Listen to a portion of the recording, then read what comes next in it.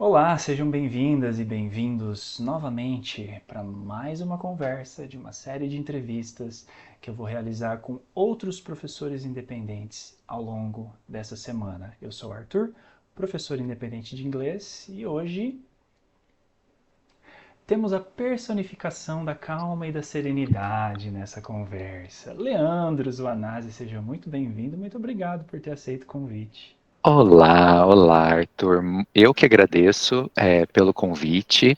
É uma honra e uma responsabilidade grande. Te agradeço e te parabenizo pelo trabalho que você tem feito, conduzindo essas entrevistas e compartilhando mesmo essas histórias de professores independentes, essas jornadas que por vezes são parecidas, por vezes diferentes. Eu tenho assistido todos, aguardo toda semana e tenho aprendido muito também. Parabéns pelo trabalho e muito obrigado pelo convite. Imagina, eu agradeço a participação, agradeço a devolutiva, e é interessante porque o motivo dessas conversas estarem acontecendo é exatamente esse que você lista, é as pessoas perceberem que muito do que a gente faz é parecido com o que outras pessoas fazem e tem outras estratégias complementares que nem saem tanto assim do que a gente costuma fazer, mas que também podem ser de bom uso para a Sim. gente. Dá uma pincelada na sua história, transição de aprendiz para professor independente de inglês.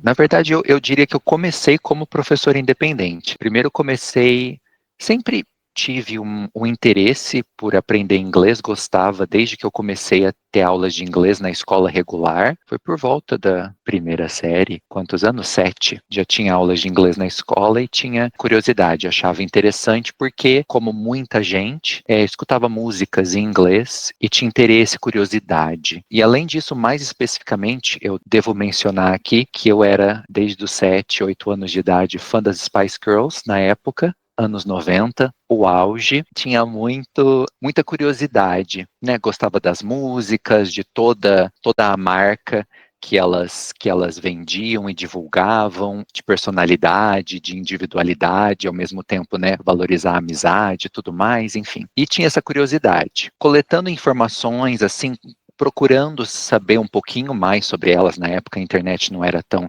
difundida assim, mas o que eu conseguia de informação a mais foi, por exemplo, logo percebi de onde elas vêm. Ah, elas vêm de um país chamado Inglaterra. Tem aquele vestido icônico da Jerry Halliwell, da ruiva, da Ginger Spice, que é a Union Jack, a bandeira do Reino Unido que ela fez com um pano de prato.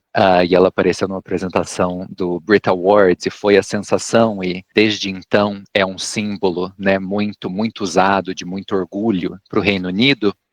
E aí comecei a reparar mais, né, como essa imagem da bandeira era tão presente e fui me interessando mais. Ah, esse país assim, né, quero saber o que elas cantam, quero saber como elas falam, da cultura e tudo mais, e foi assim, basicamente, que surgiu o meu interesse, uma motivação bem intrínseca. Depois, na Antes de adolescência, você ir para o depois, eu queria tirar uma dúvida. Você teve sim, recentemente no Reino Unido, você teve sim, recentemente na Inglaterra. sim, Você sim. incluiu alguma coisa das Spice Girls no Então, seu, na sua tour ou não sim, deu? o que aconteceu em 2019, elas fizeram mais uma turnê, lá no Reino Unido mesmo, só, Uhum. e eu fui pro show porque era simplesmente o maior sonho da minha vida, desde lá dos 7 anos. E eu sabia, eu sou daquela pessoa que deixava um dinheiro guardado para emergências, né?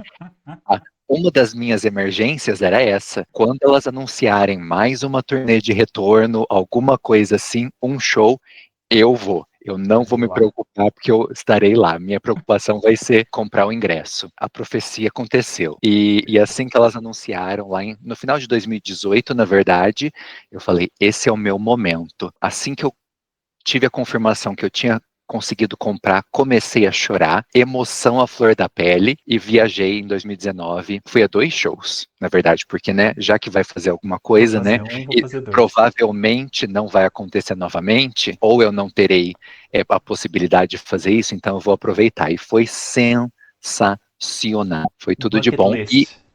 Com certeza, com certeza. E eu tenho muito a agradecer a elas pelo inglês, assim, né? Sim. Por despertaram esse meu interesse, enfim. Eu me lembro, quando eu era pré-adolescente, eu comprei uma fita VHS de um show delas de final de turnê. E antes da gravação desse show, nessa fita VHS, tinha uma entrevista bem extensa com elas, contando sobre a turnê, porque era um show que chama até Back in Britain, que elas estão voltando para o Reino Unido depois de fazer uma turnê muito longa nos Estados Unidos. E aí tem uma entrevista muito longa, e eu lembro que a primeira vez que eu assisti a entrevista inteira sem entender absolutamente nada, Só né? de vê-las conversando já era Isso, a sim. realização, né? Mas aí, conforme eu fui estudando e aprendendo, muitos anos depois de ter começado a estudar inglês, assim, com bastante comprometimento, eu lembro de assistir novamente, eu lembro que eu entendi tudo. E é sensacional, né? Acho que É. todo mundo que aprende inglês para algum objetivo assim, né? Seja para viagem, para entender alguma coisa, ou participar de alguma situação, assim, de comunicação, e consegue fazer aquilo, tem um gostinho muito especial. Falei tudo isso só para explicar dessa motivação intrínseca que era muito forte e continua. Na adolescência, eu comecei a fazer curso de inglês, nesses cursos livres de inglês, e eu lembro que eu escolhi o curso porque na fachada, não era fachada, eu não sei, mas Era vamos uma dizer a fachada. propaganda. Isso, na propaganda, né? Na propaganda, o logo, assim, na propaganda tinha os soldados da Guarda Real, né? A Guarda Real Britânica. Eu identifiquei aquilo, eu falei, ai, eu acho que lá eles ensinam esse inglês das Spice Girls. É lá que eu quero estudar. Laser focused, né? Focadíssimo, sim, sim, sim. Já vou parar de falar delas, tá bom? E então eu comecei com 14 anos de idade e comecei desde o nível básico, mas sempre tive uma curiosidade, assim, um interesse muito, muito grande e um sentimento muito forte, assim, em relação à língua, em relação a querer fazer parte, né, daquela comunidade de falantes. Eu lembro muito, assim, de estar na escola e pensar, puxa, estou aqui nesse templo onde eu consigo todas as informações que eu quiser sobre a língua, né? Porque tem professores, tem materiais, tem áudios. A professora coloca a fita, na época ainda era fita cassete no rádio para tocar, e é tudo em inglês. Nossa, que coisa! O material é importado. Eu dava muito valor para aquilo, era muito fascinado com aquilo e já desde o início prestava atenção nos materiais, já conhecia assim as editoras, prestava atenção no nome dos autores, folheava o material nas horas vagas, sabe? Gostava muito mesmo, achava tudo aquilo muito fascinante. E eu lembro muito também de me sentar na recepção assim da escola enquanto esperava a professora chamar para aula, tinha alguns murais assim de avisos, tinha uma época do ano que aparecia lá um aviso informativo com umas siglas, e exames, e aí eu ficava lendo uma lista de siglas, KET, PET, FCE, e eu, gente, que é isso? Pensava em universidade, né, que aqui no Brasil muitas universidades públicas também, né, tem a sigla e tudo mais, e o que é isso, né? E aí, conforme eu fui avançando no curso, eu fui conhecendo, as professoras foram explicando sobre esses exames de Cambridge, que, né, na época era o CAT, PET, FCE, CAE, CPE. Lembro de ver, assim, as professoras foram contando sobre os exames e eu pensava, nossa, que legal, então é um exame que testa o conhecimento, as habilidades em inglês e depois te dá um certificado, não é só o diploma, né, ou certificado da escola, é um certificado reconhecido, né, que legal, imagina quando eu conseguir fazer isso, assim, né, quando eu tiver um nível para fazer isso, então logo também passou a ser um objetivo, assim, por esse interesse, por essa vontade, curiosidades, e sempre consumi muito conteúdo, músicas, filmes em inglês. E fui aprendendo muito por conta própria, além de estudar bastante no curso, né? Fazer as tarefas e tudo mais. Depois, próximo de concluir o curso, né? Chegando no nível pós-intermediário, mais ou menos, coincidiu com o final do meu ensino médio também. E aí, aquela época de decidir o que você vai fazer depois que você concluir a escola. Vou cursar a universidade, vou para a universidade e vou estudar o quê? Não sabia. Mas eu sabia de uma coisa, né? O que eu decidi. Eu Como vou é que eu consigo uma intersecção de um curso superior que vai me permitir, ao mesmo tempo, saber mais sobre as Spice Girls? Ah, basicamente, esse era o objetivo. esse era o objetivo. No fundo, esse é o objetivo. E eu pensei, bom, eu não sei exatamente o que eu vou fazer, não vou escolher necessariamente pela profissão. Eu vou pautar minha escolha no que eu tenho vontade de continuar estudando ou começar a estudar. Considerei jornalismo, considerei por um bom tempo o curso de tradução, bacharel em letras com habilitação para ser tradutor. Em Rio Preto, inclusive, tem o curso, né? Isso, tem, na Unesp de Rio Preto. É. E estava com essa ideia até o segundo ano do ensino médio, e aí uma prima minha, a quem eu agradeço muito, quis conversar comigo sobre isso, né? E escutar mais, né? Quais eram as minhas motivações, as minhas escolhas e tudo mais. Então ela sugeriu: olha, por que então você não cursa licenciatura em letras? Aquele famoso discurso, né? Vai te abrir um leque maior de possibilidades. E depois, se você quiser, você pode se especializar em tradução, fazer o curso então depois, ou fazer cursos complementares, mas o curso de letras vai te dar uma base mais ampla, talvez, e pode ser interessante. Interessante, mas sem pretensão de me tornar professor. E logo que comecei o curso no primeiro ano, já pensei, puxa vida, ainda bem que eu não decidi cursar tradução, que eu decidi cursar letras, porque eu gostei, já me interessei pelas disciplinas que eu estava tendo ali no primeiro ano e percebia, escutava as conversas de quem estava fazendo tradução, os alunos do primeiro ano de tradução, e pelo que eles falavam, pensava, não é isso que eu gostaria de estar fazendo mesmo, né? Então foi uma decisão muito acertada com o auxílio dessa minha prima, sou muito grato a ela. Aí logo no primeiro ano, por já ter uma base sólida de inglês, principalmente em comparação às minhas colegas de sala, vou falar colegas porque a turma se dividia quando a gente ia estudar língua estrangeira, metade da turma estudava espanhol e a outra metade inglês. Eu estava na metade que estudava inglês e eu era o único mocinho da turma. Em relação às minhas colegas, eu era um dos que tinham o nível mais alto de inglês. E algumas nunca tinham tido a oportunidade ou interesse de estudar o inglês, né? Tinham escolhido fazer a faculdade de letras pelo português, pela literatura. E aí a professora logo identificou isso na época e decidiu oferecer uma oportunidade de estágio básico de monitoria. Eu e duas colegas fomos selecionados para começar, então, a dar aulas de reforço para colegas que precisavam de um auxílio extra além das aulas, né? Da sua classe. Isso, da minha classe. E aí, então, a professora fez uma reunião com a gente, explicou mais ou menos como a gente podia começar a preparar uma aula. Olha que Na interessante. mesma hora, eu já pensei, nossa, que coisa interessante. Como as pessoas aprendem, o que eu posso fazer para ajudá-las a aprender, Uhum. basicamente. Logo comecei a dar aula ali no primeiro ano, né? Lembro certinho da minha primeira aula, péssima, claro, né? Péssima, mas lembro que e ainda era uma Natural, né? Nossa primeira aula natural, ter. super, não É. dá para esperar outra coisa, né? Mas lembro que eu ia ensiná-las a falar as horas em inglês, né? Uhum. Que também é para quem está começando também, né?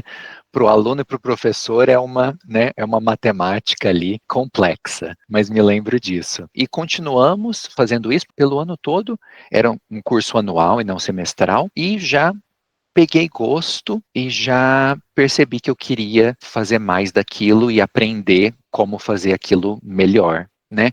Ao mesmo tempo, em paralelo, continuei o curso de inglês livre. Logo que eu comecei na universidade, teve um conflito de agenda e eu precisei interromper o curso na escola com uma turma, e aí comecei a fazer aula particular com a mesma professora da escola, e já era uma preparação para o primeiro exame que eu ia fazer, que era o FCE, o nível B2, e fazia então as aulas Que é o particulares. first hoje, né? É o É. o B2 First.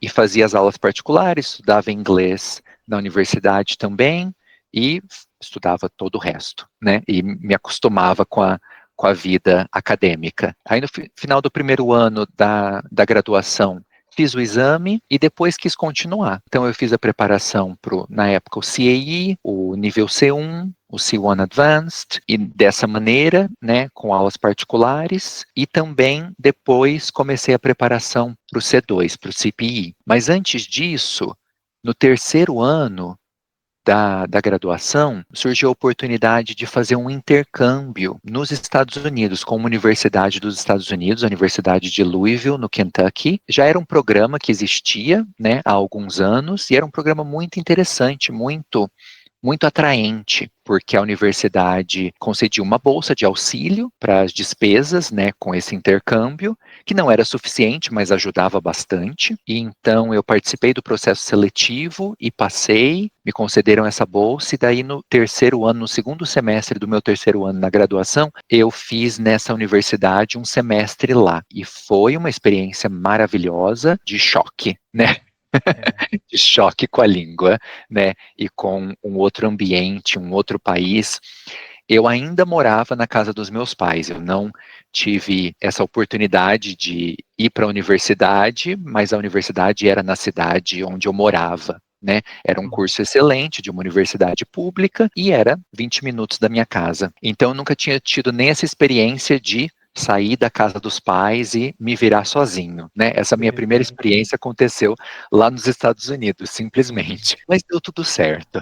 estamos Estou aqui aqui para hoje. contar a história. É. E foi uma experiência incrível, assim, de choque mesmo com a língua, né? Logo de cara percebendo, né? Opa, acho que não falo tão bem quanto eu achava, acho que não entendo tão bem quanto eu achava, fazendo disciplinas de literatura norte-americana, de linguística aplicada, enfim, disciplinas muito enriquecedoras, assim, e toda a experiência, claro, muito enriquecedora. Depois desse semestre, retornei para concluir o curso, fazer o quarto ano, então comecei a me preparar para fazer o CPI, e coincidiu também com uma oportunidade que uma das professoras de inglês da universidade me indicou para uma ex-aluna dela que queria começar a fazer a aula particular de inglês, que já tinha feito, mas essa professora não tinha mais disponibilidade, e ela conversou comigo, e foi assim que eu comecei, né? Então, por isso que eu disse que eu comecei como professor independente, né?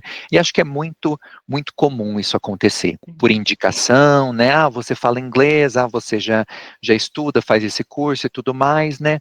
Alguém interessado em fazer aulas. Então, comecei com minha primeira aluna foi uma aluna particular. Com isso, tive coragem, digamos assim, agora eu já dou aula, né? Então fui procurar emprego numa escola de idiomas, né? Desses cursos livres. Na época era o IASIG, e também foi uma experiência muito bacana, assim, em termos, né, de crescimento, de experiências dentro da sala de aula, dentro de uma escola, né? Reunião de professores e tudo mais. É muito interessante. E aí me formei, concluí, né, a graduação, e queria partir para um lugar maior, né? Então fui tentar começar a dar aula numa escola maior, que na época era o CNA, que era maior, também de rede, de franquias, tinha algumas unidades na minha cidade, e aí comecei lá. E aí realmente foi outra experiência, porque era uma escola bem maior, uma escola grande mesmo, né? Uma estrutura muito grande. Na época eles também estavam mudando de prédio por um prédio novo, super moderno, e é muito interessante. Também foi muito interessante, me deu mais uma ideia de como é trabalhar para uma empresa, dentro de uma empresa, com as vantagens e desvantagens, né, os desafios, né, e as recompensas. Foi quanto tempo de IASES, de quanto tempo de CNA? Um ano de ASIG e depois um ano de CNA, Ah, porque aí surgiu a oportunidade de eu trabalhar na escola onde eu tinha estudado, lá, que não era de franquia, né, e também para mim era um sonho, né, porque foi onde eu tinha estudado, eu ainda enxergava aquele lugar como um templo. Eu uso a palavra palavra Uhum. templo de maneira livre, assim. Mas para mim era uma grande honra poder trabalhar lá, né? E também aprendi muito e tinha uma estrutura, era uma escola menor, mas tinha uma estrutura, uma infraestrutura excelente. Os materiais eram excelentes e lá foi onde eu fiquei mais tempo. Porém, desde que eu comecei com as aulas particulares, eu nunca Hum. parei. Sempre fui aumentando o número de alunos particulares. Nas escolas em que eu trabalhei, sempre tinha, além das turmas, tinha o que eles chamavam, e acho que ainda chamam em muitos lugares, de aulas VIP, né, que são aulas individuais, na própria escola, né, com um professor e um aluno. Então, sempre mantive isso. Lembrando da preparação para o exame para o CPI, na O época, o CPI. C2, Uhum. fiz um ano de preparação, não me senti preparado o suficiente para fazer a prova. E aí deixei um pouco, né, aí fui me concentrar na faculdade, terminei a graduação, aí trabalho, né, e aí a vida vai acontecendo. Ah, Uhum. depois eu vou fazer, depois eu vou fazer, depois eu vou fazer. Mas nunca deixei de continuar estudando muito, né, de estudar bastante, ter bastante contato com a língua e aprender cada vez mais sobre como dar aulas, né, e desenvolver técnicas e habilidades. Quando é que foi o momento que você começou a se entender exclusivamente como autônomo? Agora eu não me lembro exatamente, se foi no final de 2017 ou de 2018, que foi quando eu decidi deixar a escola onde eu trabalhava para me dedicar exclusivamente às aulas particulares, porque acho que é o motivo que todos nós começamos a nos dedicar exclusivamente às aulas particulares, era mais lucrativo, percebi que era mais lucrativo, adorava a escola, mas naquele momento percebi que não tinha mais oportunidades de crescimento, assim, né? Uhum. De outras coisas que eu gostaria de fazer e a escola não podia me oferecer aquilo. E tudo bem Uhum. também. Foi quando eu decidi deixar a escola e ser exclusivamente um professor autônomo, né? Dar aulas E é muito particulares. interessante, eu não sei se aconteceu uma coisa parecida com você, mas quando isso aconteceu comigo, que eu deixei de dar aula na escola que eu dava aula e comecei a dar aula exclusivamente particular, eu vislumbrei a possibilidade de ganhar a mesma coisa na hora aula que eu estava Hum. ganhando na escola, mas dando aula para um aluno. E Hum, que isso não seja uma crítica às escolas particulares, mas que é uma realidade, é a realidade que é colocada, que é assim, muitas vezes o que você consegue tirar dando aula para 10, às vezes 15 ou 20 pessoas em uma hora de aula, você consegue se dedicar a um aluno e trabalhar na mesma faixa de preço para aquele aluno, né? Então, isso sim, sim. é uma decisão que acaba pesando muito na balança, né? Pesa, pesa bastante. Apesar de muitas vezes, quando a gente começa a se dedicar exclusivamente à vida de professor independente, à carreira de professor independente, nós não temos a mesma estrutura que uma escola tem, né? E aí a gente logo vai percebendo que a gente precisa fazer muito mais coisas além de dar aula. Mesmo assim, para mim, para nós, acho que vem compensando, né? Vem sendo uma escolha consciente e acertada, né? Sim. Não acho que isso é necessariamente o caminho, né? Não acho que é algo que todos devam almejar, mas pareceu interessante e, por enquanto, tem dado certo. Já fazia alguns anos, por volta de 2 anos, que eu estava trabalhando em escolas, 2, 3 anos, mas eu sentia falta de uma formação um pouco mais prática. Tinha tido oportunidades incríveis durante a graduação na universidade, tinha estudado muito bem a parte teórica, mas eu sentia um pouco de falta de alguma, talvez, orientação e uma prática guiada, digamos, que cursos ou eventos, palestras mais pontuais não davam conta, porque não era nem a proposta, né? E foi então que eu comecei a pesquisar, encontrei vídeos de desenvolvimento profissional no site do British Council, Teaching English, e foi muito bom, porque aí eu comecei a estudar sozinho e assistindo palestras gravadas, lendo artigos, e aí me deparei com um curso que parecia ser exatamente o que eu estava procurando, que era o Celta. E ainda com o grande benefício de ter as oportunidades de fazer as teaching practices, né, de dar as aulas, sendo observado e receber feedback. Né, e eu pensei, nossa, é exatamente isso. Quando você dava aula na escola, nessa escola que você estudou, você já usava a abordagem comunicativa? Já usava. Não participei de nenhum treinamento com outras abordagens nesse início de carreira. É muito comum também, né, principalmente algumas escolas que têm uma Franquias. abordagem, né, Uhum, mais audiolingual, por exemplo, sim. ou de tradução, enfim. Tive muitos colegas que fizeram isso, né, mas eu não fiz. Então sempre foi todas as escolas, essas 3 escolas que eu mencionei, todas elas já trabalhavam com uma abordagem comunicativa. E depois eu fui conhecendo um pouco mais, assim, das outras. E hoje em dia dá para utilizar um pouquinho de cada, né? Uhum. De acordo com as necessidades, enfim, objetivos dos cursos que a gente oferece. E aí me deparei com o Celta e achei que era, nossa, a oportunidade perfeita. Depois do estágio básico, fiz iniciação científica e como bolsista de iniciação científica e recebia uma bolsa de auxílio. Na época eu tinha o privilégio de não precisar pagar grandes contas para viver, para me sustentar, porque ainda morava com os meus pais e eu pensei, eu não sei exatamente o que fazer com esse dinheiro que eu estou recebendo. Parece uma quantia grande, né? Olhando agora não era, mas assim, para a época também era, e para mim, né, para as minhas Uhum. condições era. Não sei, mas eu não quero fazer nenhuma besteira, assim, não quero gastar com algo que depois eu vou me arrepender. Então eu vou ficar guardando esse dinheiro. Guardando dinheiro, e depois que eu comecei a trabalhar, comecei a poupar mais. Quando eu conheci o Celta, a proposta desse curso do Celta, eu já tinha uma quantia suficiente que me possibilitaria fazer esse curso, né, que era e ainda é um curso bastante caro. Nem todos os professores têm acesso. É muito curioso porque, apesar da proposta inicial ser até o Pre-Service Training Course, né, para pessoas que querem se tornar Zero professores, ou conhecimento, né? isso, tem zero conhecimento, aqui no Brasil se tornou um curso para professores experientes, né, porque a gente precisa Uhum.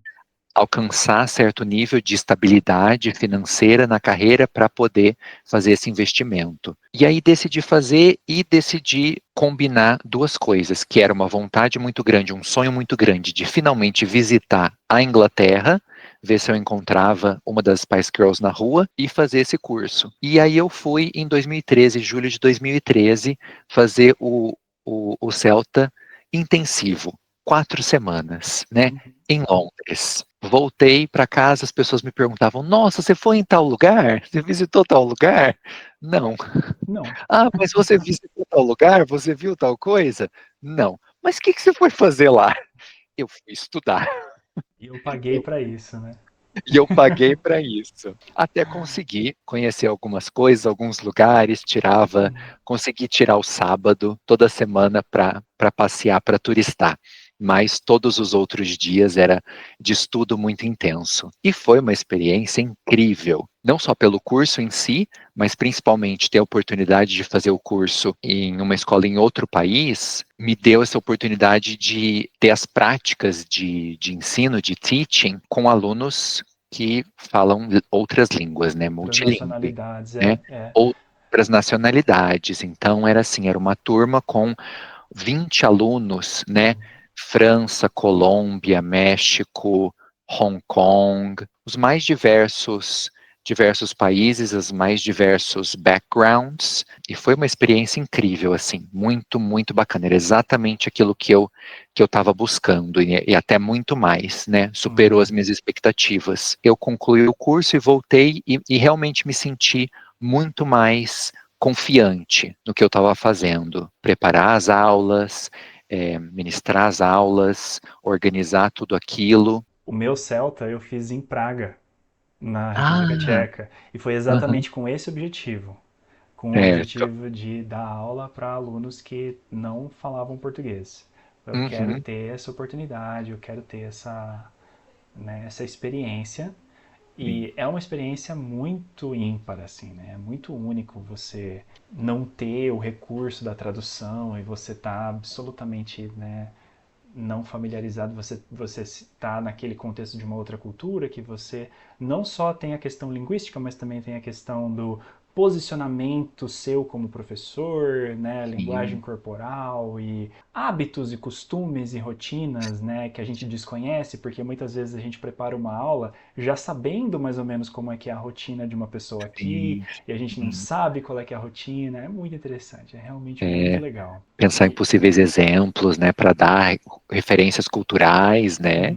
E aí Uhum. você voltou para cá com um aspecto pedagógico tinindo. Na época, sim, né? Muito, como eu falei, muito mais confiante, né? Sabendo um pouco mais do que eu estava fazendo, né? Como professor, né? De como fazer aquilo de uma maneira mais embasada. E continuei estudando, né? Eu voltei de lá, consegui comprar alguns livros, né? De metodologia e voltei para cá e continuei estudando, continuando esse estudo mais individual, na verdade. Até que eu, aos poucos, fui conhecendo a comunidade de professores de inglês aqui no Brasil pelo Facebook, né? Pelo Facebook, pelo Braille e alguns eventos, a maioria em São Paulo, né? Na capital. E eu me lembro que uma vez eu decidi ir, porque eu queria participar de um evento desses, não era comum como é hoje, né, eventos online,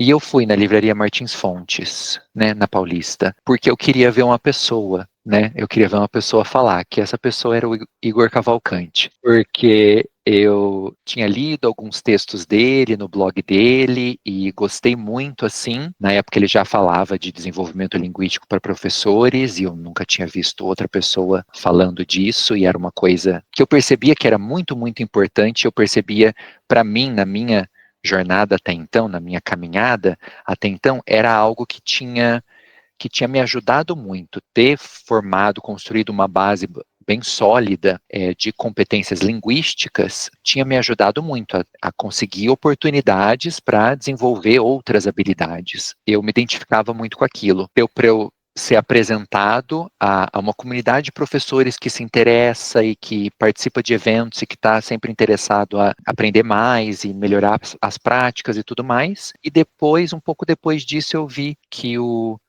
Igor oferecia cursos online pelo Skype na época, preparatórios para os exames de Cambridge, para o CAE e para o CPE. Eu falei, nossa, né, pensei, é a oportunidade que eu tenho de fazer um curso com esse profissional que eu já admiro tanto e retomar os meus estudos de preparação para o exame, porque eu tinha feito curso particular antes, tinha parado, numa época eu decidi começar a estudar por conta própria, então comprei material, comecei a seguir, mas não tive a disciplina, né, que é necessária para fazer isso, e logo percebi que eu não teria orientação e feedback em todas as partes do exame. E aí foi quando eu decidi então fazer esse curso, fazer um curso online, na época era muito novo para mim, não tinha muita certeza de como aquilo ia funcionar, de quão eficaz poderia ser, mas confiava no profissional, né? E que bom, e deu tudo certo e foi realmente um momento muito importante, porque foi quando eu percebi que cursos online, aulas online, poderiam dar certo, poderiam acontecer de uma forma muito eficaz. Eu me preparei para o exame naquele período e fiz o exame, foi um marco também por conta disso, e aprendi muito mais coisas, né, sobre teaching, troquei ideias, tanto com o Igor na época, quanto com colegas, era uma turma pequena, e professores muito, muito bacanas e muito comprometidos também, e de contextos diferentes, e desde então, continuei a fazer cursos online também, dos mais diversos tipos, continuei participando de eventos presenciais e também online. Mais recentemente, só para fechar essa parte de cursos e de qualificação, aí eu cheguei num ponto em que eu estava precisando de um desafio um pouco maior, de algo, de uma qualificação também, por uma questão pessoal, e aí pesquisando também, não me sentindo preparado para para o passo mais avançado dessas qualificações para professores de inglês, que seria o Delta. Eu me deparei com o Trinity Cert PT, que é o certificado para Practicing Teachers, e, de novo, assim como aconteceu no CELTA, eu, lendo a descrição, a proposta do curso da qualificação, percebi que era exatamente aquilo que eu estava buscando também, para aprofundar conhecimentos, análises, né, sobre materiais. Me preparei e fiz o curso lá em Londres de novo, voltei na International House London para fazer esse curso também presencial. Primeiro, um curso de 2 semanas, que é o Practical Teacher, que eles oferecem, que é um curso deles, da escola, e depois, online, a parte referente ao certificado mesmo, a certificação, que consiste em quatro assignments, então 4 trabalhos, né, de pesquisa e de escrita que precisam ser feitos, entregues, e já entreguei, já completei a minha parte, estou aguardando a devolutiva deles oficial, assim, já recebi feedback do tutor, de um dos tutores, e agora estou esperando a avaliação final. É Final, isso. né? Quando a gente faz essas qualificações, as qualificações que você lista, que são primordialmente a sua graduação, os seus certificados de proficiência, tanto FCI quanto CA quanto CPI, e os preparatórios que você fez com eles, quanto o seu CELTA, quanto o Cert PT Uhum. da Trinity. Quando a gente faz essas qualificações costumam ter uma certa abrangência de aplicação. Né? Elas são destinadas a não só aprendizes, mas também a profissionais que trabalham em diferentes contextos. Vamos tentar fazer uma ponte entre essas qualificações e o seu trabalho hoje como autônomo. Uhum. O que você reconhece como principais contribuições dessas qualificações para o seu trabalho hoje da realidade de autônomo? É uma pergunta muito importante. Eu diria que a graduação, né, a licenciatura em letras, me deu uma base muito sólida e mais ampla mesmo em relação a estudos linguísticos, estudos literários e ensino, né? A parte pedagógica, que foi muito, muito importante, é algo que eu trago até hoje, desde ensinamentos de sociolinguística, a linguística aplicada e até um pouquinho de literatura, apesar de não ser a minha área, que eu me sinto mais à vontade, mas sim teve uma influência, né? E eu carrego esses ensinamentos, o que eu aprendi e as experiências que eu tive com professores, com colegas e tudo mais até hoje, em relação à visão de língua, à visão de ensino. Desde a graduação, já aprendi que o aluno não é a tábula rasa, né? O aluno tem muito a contribuir às aulas e ajudar justamente, né, a fazer com que as aulas aconteçam e o desenvolvimento delas e, consequentemente, o desenvolvimento das habilidades do conhecimento que o aluno busca. Dos preparatórios realmente mais a parte linguística, desenvolvimento das diferentes habilidades e do conhecimento, gramática, vocabulário, pronúncia, dos, né, sistemas, para me dar confiança também. O certificado é a cereja no topo do bolo, né? É o que marca, não vou dizer conclusão, mas já disse, mas assim, um término dessa etapa, né? Porque acho que não tem uma conclusão, né? É um Vamos seguindo, mas fechamento a de um conclusão de ciclo, uma né? etapa, isso, um fechamento de um ciclo que é marcado pelo desenvolvimento, né? Nos níveis, né? Os níveis, competências para usar o idioma, que me deram confiança, né? E esse conhecimento, essas habilidades desenvolvidas ao longo dos anos, me deram confiança para me colocar em situações em que eu aprenderia mais sobre como dar aulas, né? Cursos em inglês, livros em inglês e tudo mais, né?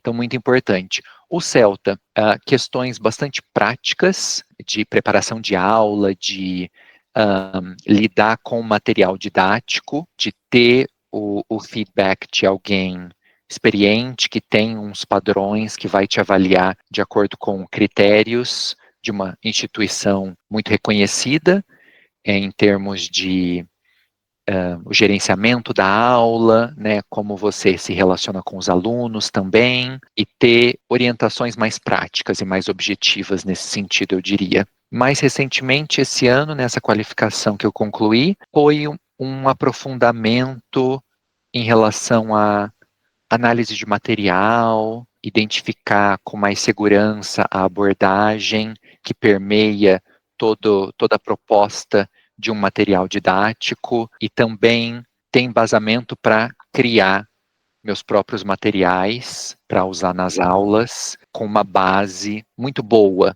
né? Saber onde eu posso buscar informações, saber o que é mais reconhecido em relação às abordagens, às atividades, a sequência de atividades, né? E o porquê de cada coisa, né? De uma maneira mais aprofundada, né? E que eu utilizo muito tanto na minha escolha de materiais, né, sejam livros didáticos, plataformas, e também quando eu decido elaborar materiais específicos para uma aula específica, pensando em um aluno especificamente. É uma quantidade de recursos tão grande disponível que quando a gente desenvolve essa competência de saber fazer esse crivo, saber identificar os elementos que vão ser úteis para a gente ou não, me parece uma coisa que poupa muito da nossa energia, né? Poupa, parece que não, né, porque demanda um desenvolvimento de um conhecimento Uhum. bastante robusto em relação, né, a teorias de aprendizagem, de ensino, né, de uma língua estrangeira, mas, de fato, no dia a dia, acaba É. poupando bastante tempo, e a gente acaba passando essa confiança, né, na hora de conversar com uma pessoa interessada, na hora de dar as aulas, dar certas justificativas para Justificar as alunos, aulas, isso, que às eu vezes estava pensando questionam, que é nisso. super normal, né? Sim. Ah, mas por que isso? Mas por que assim? Ou por que que a gente está fazendo isso? Principalmente quando a gente trabalha com alunos adultos, né? Esse questionamento, esse pensamento crítico já está mais desenvolvido, né? Então, a gente tem que estar preparado para fazer isso. E como autônomos, numa escola, num centro de idiomas, ou numa escola regular, você já tem o material pré-selecionado, você já sabe qual vai ser o seu recurso central. Como autônomo, você tem essa liberdade que pode ser muito, né, pode ser uma delícia ou pode Uhum, ser extremamente overwhelming, né? Pode ser uhum, muito sim. enfadonho ter que Sim, lidar com tudo isso. bastante, bastante. Uhum. Mas acho que não tem outro jeito, né? Uma vez que a gente escolhe trilhar esse caminho e oferecer aulas particulares e trabalhar como professor independente, é uma maneira não só da gente fazer tudo isso que a gente tem conversado até agora, mas também de valorizar a profissão e de realizar um trabalho sério, né, embasado e poder oferecer um serviço de qualidade, né, e realmente contribuir para auxiliar as pessoas que querem se desenvolver e aprender o inglês e aprimorar. E tudo isso, esse conhecimento, esse embasamento é muito importante para a gente ter uma seriedade no nosso trabalho e se diferenciar, né? Muitos colegas reclamam dessa vasta oferta de cursos online, principalmente, né, nas redes sociais, de milagres e de pessoas que não são professores, mas oferecem aulas e cursos e soluções milagrosas. Uma maneira de entender, de perceber que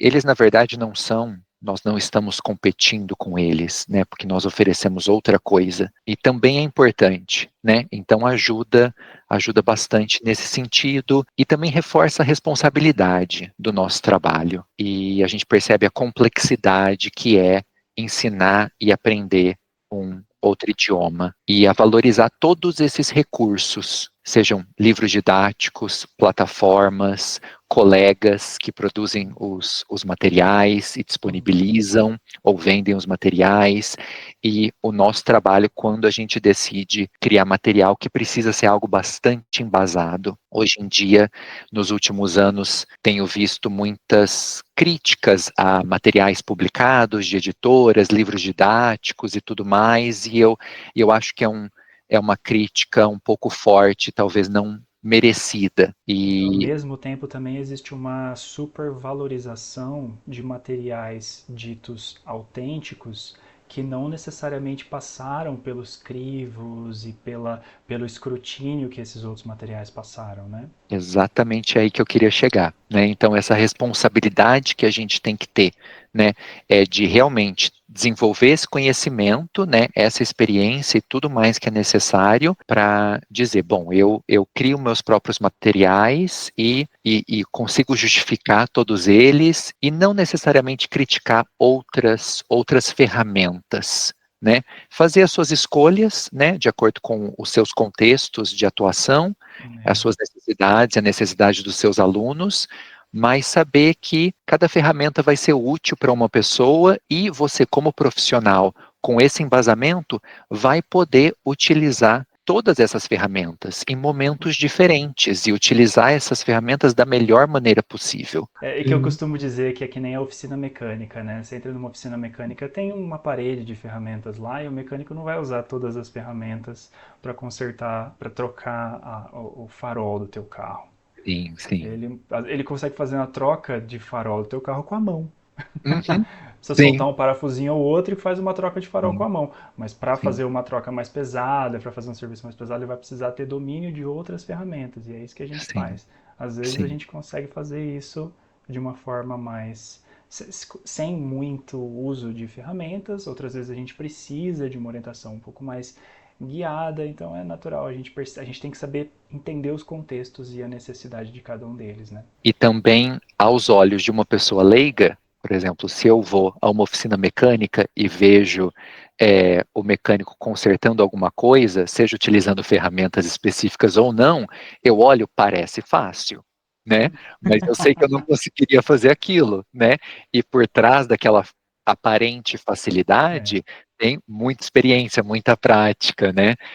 Poxa, Então, você levou 5 minutos, por que você está me cobrando R$ 300? É exatamente, porque eu né? preciso da Exatamente. experiência para poder levar 5 minutos. Sim, sim, sim. E esse É, entendimento é muito importante, principalmente quando a gente fala do nosso âmbito de professores particulares, de né? fato, de Saber fato. essa valorização, né? E entender o preço e o valor, né? Do que a gente tem, Uhum. do que a gente oferece. Lê, vamos bater um papinho sobre aspectos pedagógicos. Uhum.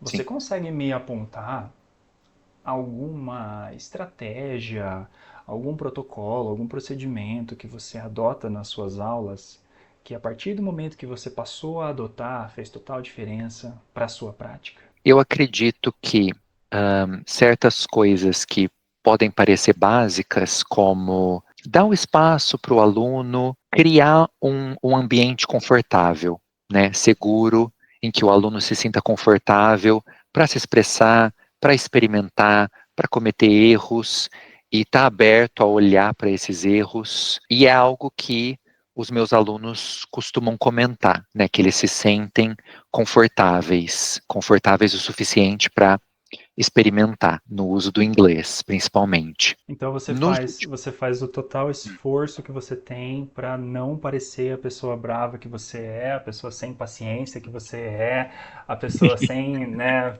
a pessoa explosiva que você é. Você congrega todos os seus esforços para na sua aula Isso, você conseguir disfarçar tudo isso isso, e disfarço bem. apresentar uma aura de tranquilidade e calma para as pessoas. Muito bom, para as Isso, pessoas se disfarço sentirem à bem, vontade. Muito disfarço legal, bem. muito legal. Fico muito orgulhoso de Exatamente. você. Muito legal. Mudo minha voz, faço tudo isso.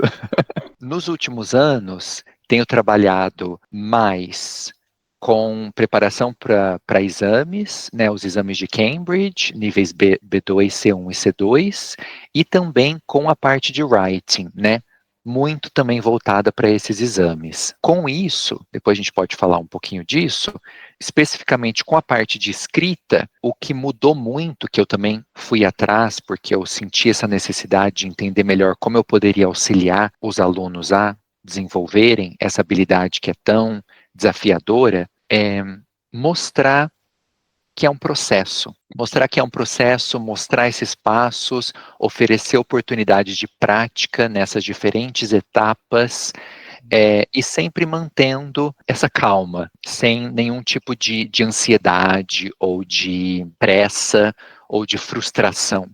Porque é isso, né? A gente sabe que precisamos, para aprender alguma coisa, a gente precisa praticar e experimentar e errar e receber o feedback, a correção e tudo mais, e tentar novamente. Com isso, na parte de desenvolvimento de writing skills, tem se provado muito, muito benéfico para os alunos conhecer isso e perceber, tá, então não preciso esperar que eu vá sentar na frente do computador e vá começar a digitar e, né, em 20 minutos produzir um texto, né, do começo ao fim e estar satisfeito com aquilo. Não é assim. Quem faz isso? Saber de onde Essa partiu e para preparação. onde quer chegar, né? O que importa não é o texto final, a forma final como ele se apresenta, mas o que está por trás dele, todo o processo que veio de criação dele, todos os documentos, o histórico de documentos salvos que está Sim, atrás daquilo, né? Muito legal. sim. Envolve bastante trabalho, é trabalhoso mesmo, mas quando você passa por esse processo, é um crescimento bem grande, porque é justamente essa oportunidade de escrever é ter o tempo de pensar sobre as suas ideias, selecionar as ideias que você quer apresentar nesse texto para atingir o objetivo que você quer atingir, né? Eu, eu gosto de falar que quando a gente está escrevendo, a gente está fazendo alguma coisa, né? O que eu quero dizer com isso? Sempre tem um propósito comunicativo. Pode parecer simples quando a gente fala assim, mas para o aluno, para a pessoa que já está sentindo uma frustração para desenvolver essas habilidades, é muito importante. Então, sempre tem um propósito comunicativo com aquilo. Ou você está pedindo informação, ou você está fornecendo informação, ou você está expressando suas opiniões, ou você está fazendo uma reclamação, ou você está dando conselho, ou você está, enfim, resumindo algo. E esse processo de parar e de pensar e de planejar e de escrever uma primeira versão, um rascunho ali que seja, é, é um processo de desenvolvimento, de aprimoramento, de Refinamento ali. refinamento, obrigado. Uhum. Refinamento das ideias e do pensamento, das opiniões e tudo, culmina num crescimento pessoal e também respinga em outras habilidades, em outras situações, né? Eu falo muito do speaking, né, que acaba desenvolvendo as habilidades de writing, praticando, tendo esse tempo para pensar e desenvolver, as habilidades de fala, né, de produção oral também são desenvolvidas, né? Porque você vai ter mais tempo, vai ficar mais fácil para você expressar suas ideias e decidir a forma como você quer expressar E o eu que não quer que sei se seja. você já se deparou com essa situação também, mas eu já lidei com isso várias vezes em aulas de escrita, de uma primeira versão de um texto de um aluno ser o aluno falando na forma de texto. Uhum, uhum. Well, first of all, I think. E tudo aquilo escrito. Sim, sim, E aquilo é uma expressão da linguagem oral, de forma sim, escrita. sim. Então, Uhum. existe uma troca entre essas duas habilidades, né? Quando E é você muito trabalha em bonito, eu línguas acho isso desse. muito É. bonito, né?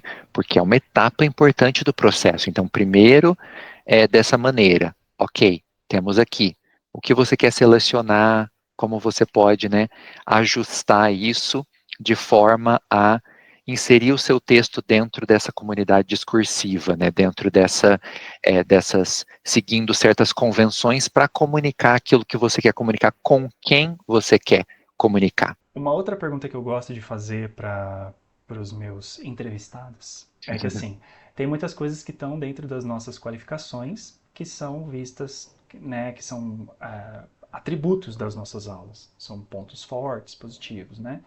Só que tem outras coisas que são da nossa personalidade. Eu imagino, por exemplo, que alunos listam a sua calma, a sua tranquilidade, a sua paciência como um atributo das suas, né, das suas aulas e um ponto positivo de você como professor. Além desse aspecto, tem mais algum outro aspecto que as pessoas também notam dos seus interesses, da sua personalidade, das suas características que são positivos como professor? Eu diria também, eu me sinto muito confortável para falar, eu não sei. Se o aluno me faz uma pergunta, é, demonstra uma dificuldade que eu não sei responder, eu não sei exatamente lidar com aquilo naquele momento, eu me sinto bastante confortável para falar, olha, não sei, não tenho certeza. Quando é possível, eu pesquiso na hora, né, hoje, dando aulas online com tecnologia, é muito fácil fazer isso muitas vezes, porém, muitas outras vezes eu preciso de mais tempo. E aí eu peço esse tempo para o aluno e eu volto com uma resposta, com informações úteis, e acho que isso é muito importante. Não é algo que eu faço desde sempre. Como professor, acredito, nós, como professores, precisamos desenvolver ao longo do tempo, mas é algo que eu posso dizer que eu consigo fazer com naturalidade hoje em dia. E muitas vezes faço isso, ao invés de dar alguma resposta para dar a impressão que eu estou sanando aquela dúvida, mas na verdade, não necessariamente, né? Só para satisfazer o meu próprio ego, né? Na Não, verdade. fato. Quantas vezes as nossas convicções não são simplesmente uma propagação de um ponto de vista que às vezes é problemático, né? Uhum. A pronúncia correta desta palavra é tal. Não, às vezes não necessariamente. Existem outras possibilidades de pronúncia. A preposição correta a ser usada nesse contexto é tal. Às vezes não. Então, Sim, quanto que a gente tem que ser cuidadoso e incorporar isso cada vez mais, se dá o benefício da dúvida de tipo, esse aluno está me fazendo uma pergunta, eu não sei, vamos dar uma olhada, por mais sim. básico que seja o aluno. Por mais básico que seja, com certeza. Né? Como eu já aprendi e aprendo com os meus alunos de níveis mais básicos. Agora, vamos conversar um pouquinho sobre aspectos administrativos. Conta um pouquinho uma estratégia, um procedimento, um protocolo administrativo que você implementa na sua prática como professor independente, que te ajudou muito, fez total diferença para você. Eu penso primeiramente em medidas básicas, que apesar de básicas, eu não tomei desde o início, gostaria de ter tomado desde o início. Acho que é importante estabelecer bem como trabalhar, porque nós tomamos todas as decisões, né? E isso é a blessing and a curse, né? Então, é muito bom, mas também tem muitos problemas que vêm com isso, né? Desde estar regularizado, a parte financeira, de contabilidade, então ter uma conta jurídica separada, né, para organizar melhor os gastos e os recebimentos e ter um registro disso, dessa movimentação toda, né, da maneira que for mais fácil, mas assim, para mim é numa planilha, Uhum. e um trabalho de alimentação dessa planilha semanal. Eu não tenho essa É, disciplina do semanal, eu acabo precisando fazer o mensal, mas eu concordo bastante com a sim, necessidade dessa mas, organização.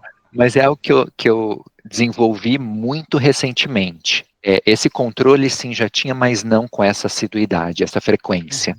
Tem reflexo na confiança, na maneira como a gente faz o nosso trabalho, na maneira como a gente se comunica em relação ao nosso trabalho que a gente oferece, né? Saber do mínimo que você precisa, dos seus objetivos financeiros é muito importante. Acaba pautando muitas decisões. Afinal de contas, esse foi um dos maiores motivos pelos quais nós decidimos trabalhar como professores independentes exclusivamente. Mais pontualmente e também mais recentemente, que eu adotei, que pode ser uma dica interessante, é usar uma plataforma para agendamento de reuniões. Eu uso o Calendly, é muito prático, porque sempre que eu preciso agendar uma reunião, uma primeira conversa com alguém interessado, com um prospect, eu envio o link e eu configuro, né, com os horários e dias que eu tenho disponibilidade e a pessoa pode selecionar e agendar. Selecionar. Isso otimiza um pouco o tempo e dispensa aquele back and forth, né, aquela negociação. Ah, eu tenho essa disponibilidade, você, eu não posso, eu posso nesses dias, nesses horários. Você pode tal e assim, né? É, Uhum.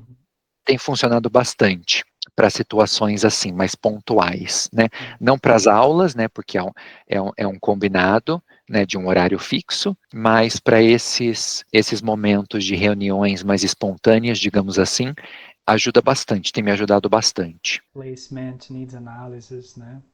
Uhum, isso, Legal, sim, legal. sim. Acho que E além disso, eu posso só que me lembrou agora, desculpa, mas só que eu lembrei agora que é uma coisa que você mencionou no no seu vídeo de erros de placement test, né, de toda vez que conversar com alguém que está interessado, ter um registro disso, fazer anotações que te permitam olhar Perfeito. novamente, revisar, voltar para aquilo, né, e recuperar aquelas informações, né, é algo que eu também faço e que ajuda bastante, sem dúvida. Isso é interessante porque isso se mistura bastante com o pedagógico com o administrativo, né? E muitas vezes essas duas coisas estão muito intrinsecamente relacionadas, né? Que o Sim, nosso financeiro está relacionado ao nosso currículo, uhum, a organização de uma aula está relacionada ao nosso calendário, então essas coisas sempre se juntam e a sim, avaliação está muito relacionada a esse primeiro momento em que você faz essa conversa, que você está captando o aluno, que é uma questão administrativa, que vai se transformar numa questão pedagógica posteriormente, sim. né? Até alunos prospects, né, pessoas interessadas conversam comigo hoje, mas por algum motivo decidem não começar a iniciar um curso, mas daqui a alguns meses voltam a entrar em contato, então eu já tenho essas informações, né? Então é uma questão de ajustar, ter uma conversa mais breve, só para ver se algo mudou, mas basicamente aquilo eu já tenho, né? E aí eu confirmo as informações, né? Ah, é isso mesmo, você ainda está buscando isso, né? Facilita para todo mundo, né? Quais são algumas ferramentas que você usa nas suas aulas que você acha interessantes, que você recomendaria que outros professores também usassem? Sobre essa pergunta me vem aquele pensamento de, acho que todo mundo já usa tudo que eu uso, né? Mas pode ser que para alguém vai ser útil, né? Eu não costumo usar o que eu considero, né, nada fora do básico, né? O que eu considero básico, né? O que é básico para mim? Então, eu utilizo muito Google Docs por essa questão de facilidade de edição e de atividades e textos, escrita, essa simultaneidade, né, estarmos os dois no mesmo documento e fazer edições ali ao vivo e isso aparecer para as duas pessoas, né, durante a aula, ajuda muito. De vez em quando uso também slides, uso algumas plataformas, por exemplo, o WordWall para algumas atividades interativas, já usei bastante o Jamboard, né, que infelizmente não estará mais entre nós Uhum. muito em breve, mas muito, muito bacana, muito interessante. Utilizo o Google Classroom para organizar os materiais, links e como realmente, né, aquele canto do aluno, né, do grupo, da aula, então isso facilita bastante. Você cria Hum. um classroom por aluno. Sim, sim, um É, classroom por aluno. isso é interessante também, eu faço assim também, e é interessante para poder também compartilhar aspectos administrativos com aquele aluno, né? Combinados com relação ao pagamento, dá para Sim, fazer sim. isso também, né?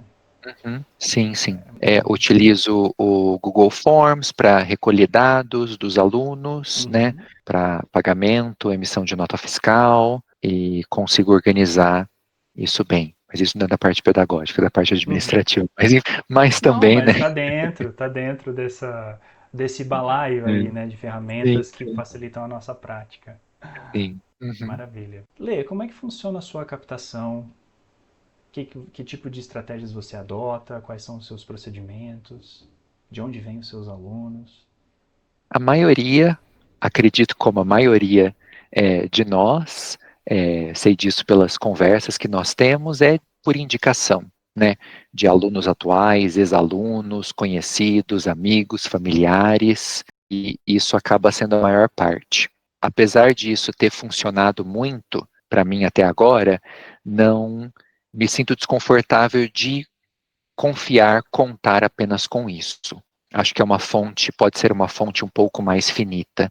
Então, e acho que é parte do nosso trabalho também como professor autônomo fazer essa captação que deve ser mais ativa, né? E não apenas no momento em que precisamos de alunos, né? Não no momento em que alguns alunos interrompem o curso ou, né, concluem os cursos. Então, para isso eu uso Uso rede social, especificamente o Instagram, tento usar como uma plataforma para me comunicar com as pessoas e mostrar um pouquinho das minhas ideias e um pouco do meu trabalho, do que eu ofereço, para anunciar também cursos e serviços, Funciona também e bastante como um portfólio, né, o Instagram. isso também É. funciona como um portfólio. E também tenho, então, alunos que vêm por esse meio, pelo Instagram também, às vezes também por indicação, mas primeiro a pessoa vai ver a minha página, vai acompanhar o conteúdo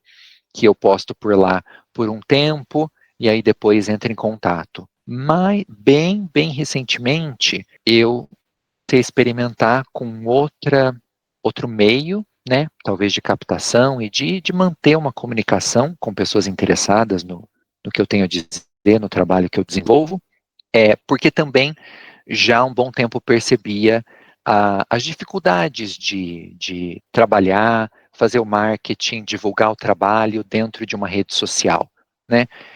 Por questões de algoritmo e questões diversas que não tenho tanto conhecimento sobre, estava buscando alguma outra alternativa, né? Porque apesar de parecer a única e talvez mais eficiente, Acessível. é acessível também, né, para divulgar o serviço e captar clientes, alunos, então busquei e comecei a experimentar um pouco com a plataforma Substack de newsletters e comecei a escrever um pouquinho, quero manter uma frequência, uma assiduidade, porque acredito que seja uma maneira mais certeira de chegar, de fazer com que o conteúdo chegue nas pessoas que estão interessadas. Porque às vezes a pessoa pode até estar interessada no Instagram, mas pode haver alguma mudança de percurso e de repente esse conteúdo não chegar. A disputa por espaço e por atenção é absurda, né, dentro de uma rede social.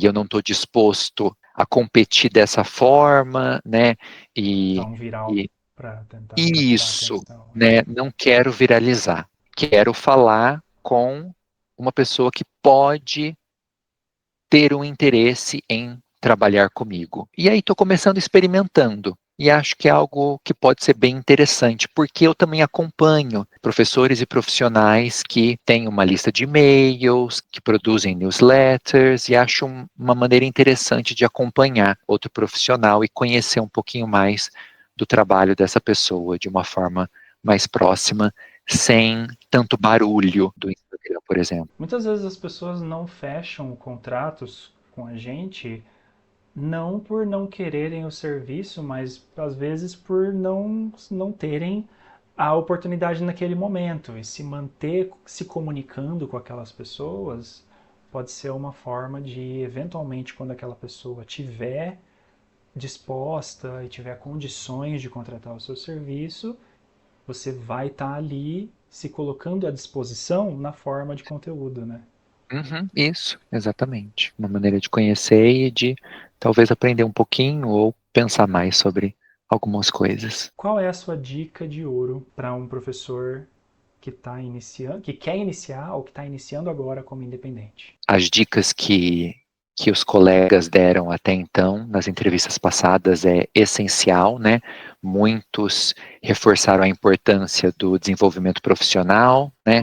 Contínuo, e isso é essencial. Para acrescentar da minha contribuição, eu diria duas ou três coisas, né? Duas ou três dicas. Primeiro, como eu falei antes, né? Estabelecer bem como realizar esse trabalho, estabelecer os processos, os seus limites, a sua disponibilidade, né? Como que você vai trabalhar isso desde uma captação de alunos, uma comunicação inicial, uma reunião de needs analysis, de placement, seleção de material, pensar como isso vai ser feito, né?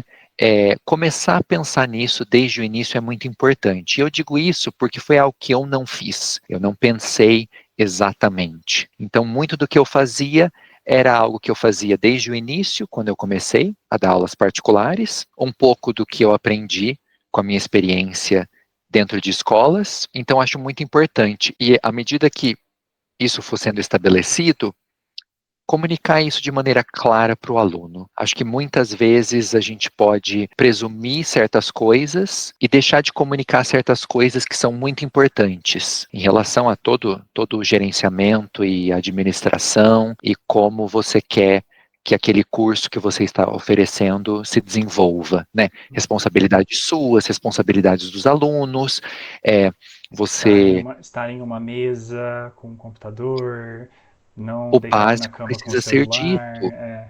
Exatamente, Uhum. e eu preciso dizer isso e precisei dizer isso recentemente para uma aluna, né? E tive uma conversa bastante franca com ela e depois ela me agradeceu por ter tido essa conversa. É muito importante decidir se você como professor vai querer ter um contrato, como vai ser esse contrato? Estendendo disso, a segunda dica que eu daria é buscar orientação, não só de colegas que fazem, que trabalham da mesma forma ou de formas parecidas, mas também de profissionais de outras áreas, né? Assim que possível, assim que for necessário, porque eu sei que muitas vezes isso envolve um investimento, gasto, mas se for o caso, por exemplo, de um contrato, se possível, buscar orientação de uma pessoa do direito, da área de direito, um advogado, de um profissional da área de contabilidade, de profissionais, quando for a hora, quando for possível, de marketing, para ir aos poucos desenvolvendo tudo isso, né? Todas essas habilidades que a gente precisa ter como profissional autônomo. E, Uhum. por fim, depois de tudo isso, de todos esse estabelecimento e pensamento e decisões e orientações, lembrar uma coisa que eu sempre tento me lembrar, né, nos últimos anos. Uma vez eu escutei de um amigo que é arquiteto falando sobre a casa e ele disse: a casa nunca está pronta. Sempre vai ter uma oportunidade, uma necessidade nova, uma mudança de gosto, uma mudança de interesse, e a casa vai, né, você vai fazendo alterações à sua casa, ao lugar onde você vive. E eu tinha muito essa ideia de precisar chegar num ponto, bom, agora as coisas estão estabelecidas, É a todos os ideia da processos. casa arrumada, né? Arrume Isso, a casa é, para isso, para e vai poder ficar divulgar assim o seu para sempre, serviço. E né? não é assim, né? E não é assim, não é É. assim, vai ter uma bagunça, né? Vai ter uma bagunça, vai precisar limpar, Sempre vai e ter vão surgir louça. isso, e vão surgir consertos, né? Aham. Defeitos e problemas e consertos, e mudança na decoração que você, né, vai querer fazer, Sim, né? sim. E isso, em termos práticos, se você decidir ter um contrato, esse contrato pode mudar, né? De um semestre para outro, você pode fazer ajustes, acréscimos ou tirar coisas, cláusulas desse contrato, por exemplo. Em relação às ferramentas que nós usamos, tanto da parte administrativa quanto da parte pedagógica, né? Podem mudar, podem melhorar, de acordo com as nossas necessidades que a gente vai percebendo e a gente vai percebendo nos nossos alunos também, né? O que deixa melhor, o que otimiza o tempo, o que proporciona qualidade, né, para o serviço, Uhum. e o que dá tranquilidade para a gente, tranquilidade para o aluno, né? Tudo isso, né? Eu ia fazer um comentário que acabou indo nesse sentido mesmo que você complementou, que é por mais que a gente. Você falou inicialmente para a gente definir, a recomendação é defina como você quer trabalhar, né? Hum, E às sim. vezes tem pessoas que eu acredito que acham que eu preciso definir a estratégia mais eficiente que vai. E não, adota uma estratégia. Uhum, Às vezes aquela estratégia vai se provar ineficaz por qualquer motivo, ou porque ela não gera o resultado que você estava esperando, ou porque ela é trabalhosa demais e você não quer ter aquele tipo de trabalho, mas tudo bem. Aí você chega à conclusão que aquela não é a melhor estratégia e adequa. Mas ter essa definição é de fato muito importante. É também sim. importante lembrar que não precisa ser, você não precisa ir na estratégia que vai te garantir os melhores. Não, vai com calma. Hum, Adota uma estratégia. e vai ajustando Uhum. conforme. Prestar atenção num perfeccionismo, né, que pode É, gerar uma procrastinação, preciso ter tudo certo, ou preciso escolher a melhor, né, e isso gera, eu né, senti um tomzinho pessoal na com resposta. certeza, mas com certeza, sem dúvida, e fazer, né, começar com o que você tem, né, começar com, né, practice what you preach, né? A gente Uhum, encoraja tanto os alunos a falarem, expressarem com as palavras que eles têm, né? E uhum. depois a gente vai auxiliar e vai ajudá-los a ir melhorando e aprimorando, e aos poucos eles mesmos já vão conseguindo se monitorar mais e melhorando. A A gente gente também também. pode fazer isso, A né? gente É também. não ter medo de cometer erros, né, os clássicos, e saber que não precisa, né, exercitar uma flexibilidade. Vou tentar fazer isso, vou experimentar. Não deu certo, então vou fazer outra coisa, talvez tentar de novo mais para frente, mas assim, né? Ou então, deu certo até hoje, mas estou percebendo que eu preciso de uma outra coisa ou de mais coisa, né? Às vezes nem sempre é mais, né? Às vezes é menos que a Às gente vezes é menos. precisa, É, ou é só mudar. Então tá sempre atento. E se eu pudesse só acrescentar uma última coisa, pode eu falar. acho muito importante, além dessa parte administrativa e pedagógica, para nós, como professores de língua inglesa, professores de um idioma, manter a nossa própria motivação, né, para continuar estudando. Como eu disse antes, não quis usar a palavra concluir, conclusão, talvez de uma etapa sim, mas não achar que a gente chegou no destino final. Por mais que você alcance qualificações, certificados, anos e anos de experiência, sempre dá para aprender algo novo, algo diferente, experimentar com algo diferente, né? E manter esse contato com a língua por um motivo que é único seu, né? Pelo seu interesse, Uhum. é muito importante. É muito importante. E não apenas o contato por conta do trabalho, de preparar aulas, dar aulas e se engajar em desenvolvimento profissional, mas também ter aquele momento e aqueles assuntos que sejam, aquelas maneiras, seja lendo, assistindo, escutando, enfim, viajando quando é possível, mas ter aquilo, ter as suas Spice Girls. Tenha a sua Spice Girls. What's your Spice Girls? Nossa, que uma Exatamente. ótima forma de circular. É um Sim, ótimo sim. encerramento. Fico muito feliz. Deixando coeso. Lê, muito obrigado Eu que novamente. agradeço.